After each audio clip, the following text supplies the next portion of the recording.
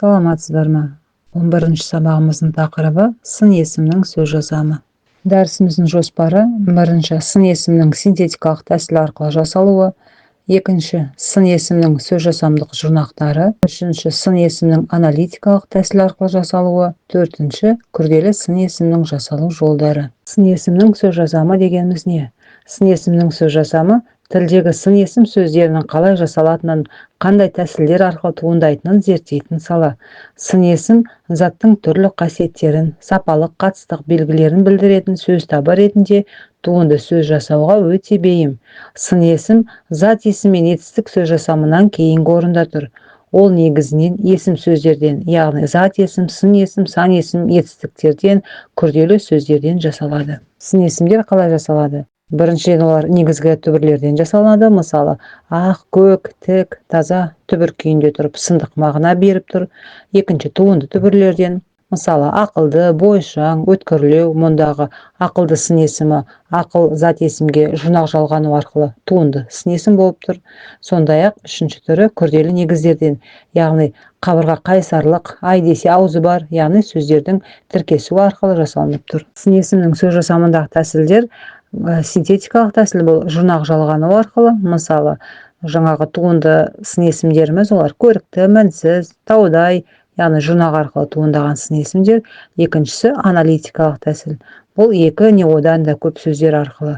Мысалы, қаракөк, ақсұр, арыстандай, айбанды сөз жасамдық жұрнақтар. Сын есімін жасайтын негізгі жұрнақтарымыз олар: біріншіден, жалаң жұрнақтар, яғни мысалы, лайлы, сызсыз сияқты, таулы, балалы, сусыз, тарихи деген мысалдар келтіруге болады. Және құранды жұрнақтар арқылы, мысалы, пас, ғыш, імді, ынды. Мысал ретінде жасампаз, білгіш, жарасымды сөздері. Есім сөздерден жасалатын сын есімдер. Зат есім, сын есім, сан есімдерден. Мысалы, зат есімнен сын есімнің тууы лил жұрнақтары арқылы, мысалы, таулы, балалы, және паз жұрнақ арқылы өнерпаз, яғни зат есімнен жұрнақ арқылы сын есім туындап тұр. Екіншіден, сын есімнен сын есім туындауы қаралау, ашықтау, және сан есімнен сын есімнің туындауы бірлі, жүздік сөздерін мысал ретінде алуға болады. Және сын есімдеріміз етістіктен де жасалынады. Мысалы, жұрнақтары ғыш, кеш, ымды, імді, ғыш, кеш, паз.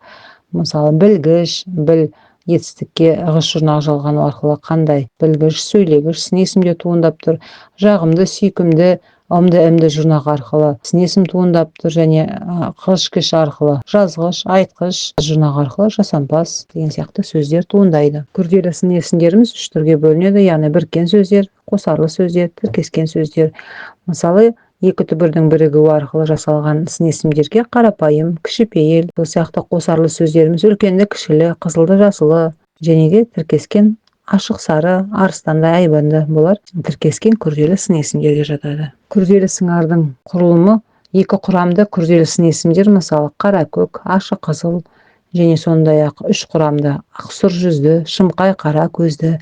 Бұл сын есімдер төрт үсті адамның сырт бейнесін немесе заттың сипаттарын жан-жақты сипаттауда қолданылады. Ал мағыналық топтарына тоқталатын болсақ, күрделі сындардың мағынасына қарай бөлінуі, мысалы, төрт түс белгісі қызыл ала, қаракөк, сапалық мәнді білдіретін удай ащы, тастай ауыр, адам мен табиғатқа байланысты арыстандай айбатты, күндей жарқын, сондай-ақ киім-кешек пен затқа қатысты ақ жібек көйлек, көгала кілем. Торта айтатын болсақ, сын есімдер тілде ең көп таралған туынды жасауға икемді сөз табы. Сөз жасамдық тәсілдердің көмегімен жаңа мағынадағы сын есімдер жасалады. Жұрнақтар мен аналитикалық тәсілдер сын есімдерді түрлендіріп, тіл байлығын арттырады. Бүгінгі дәрісімізді пысықтауға арналған теориялық тапсырмалар. Бірінші тапсырма: берілген сөздерге тиісті жұрнақтарды жалғап сын есімдер жасаңыз. Берілген сөздер: жер, су, бала, еңбек, көңіл. Келесі теориялық тапсырма дұрыс, бұрыс деп аталады. Берілген тұжырымдардың қайсы дұрыс не бұрыс екенін анықтаңыз.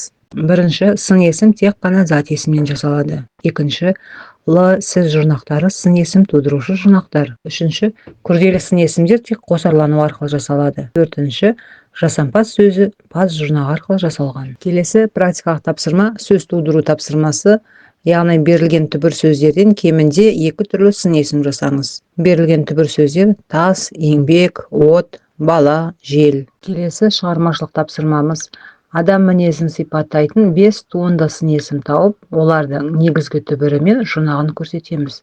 Мысалы, еңбекқор деген сөзді алатын болсақ, түбірі еңбек, жұрнағы қор.